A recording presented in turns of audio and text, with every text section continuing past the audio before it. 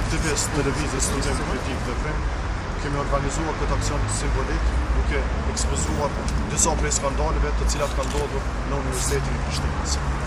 Ende sot, pas 43 viteve të themelimit të Universitetit të Prishtinës, studentët studiojnë në kushte të mjerueshme, në mungesë të literaturës e cilësisë në përgjithësi të ligjerimit, vlerësimit, madje edhe në mungesë të hapësirave të nevojshme për të krijuar procesin akademik studimor. Ideja e Universitetit të Prishtinës është e bashkangjitur me atë rezistencës për angazhim për liri. Në vitet e 90-ta, pushteti serb shpallte që nuk ka universitet në Kosovë, kurse komuniteti publik, politik, i studentëve dhe profesorëve përgjigje. Ne jemi universiteti dhe universiteti është vendi më intenziv i ekzistencës politike të Kosovës dhe artikulimit të saj. Sot pushteti na thotë që në Republikën e Kosovës ka universitete plot publike private, kurse ne përgjigjemi, nuk ka universitet. Universiteti është i munduar, i mohuar dhe aktivisht i ndaluar. Sot kemi objekte e ndërtesa që e bartin këtë emër, por ideja e universitetit është e munduar.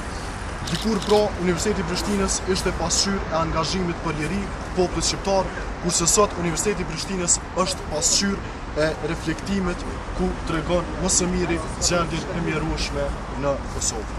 Njerëzit të cilët e kanë kapur universitetin flasin vazhdimisht për arritje, për përparim, përderisa skandalet e tyre nuk kanë të ndalë.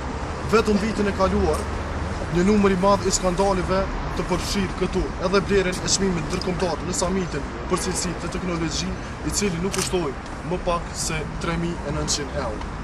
Keqpërdorimet të mjeteve financiare me shumë amarramense nga ana drejtuesve të universitetit, për cilat tashmë gjenden në prokurori një numër i madh faktesh të cilat janë dërguar edhe nga ne.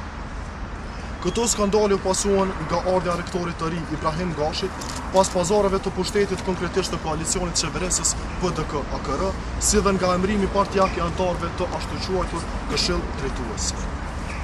Pikërisht këtyre individëve tashmë u është rritur paga 100% me arsyetimin fals kinse për nivelizimin e pagave. Kurse në anën tjetër ne kemi pensione në Kosovë vetëm me 60 euro, ku pra shifër që është 80 herë më e vogël se pagesat që ka rastisur të marrin drejtuesit kryesor të universitetit.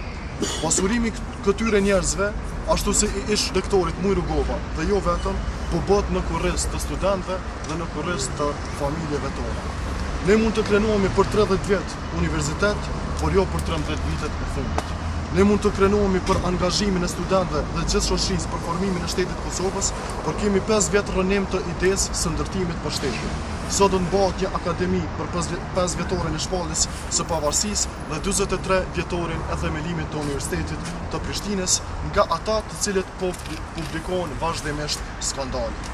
Ne besojmë se nuk do të mbërrim universitet cilësor e as shtet funksional, përderisa kemi në krye njerëz të cilët e kanë kapur gabimisht Universitetin e Kosovës dhe institucionet tjera Kosovës.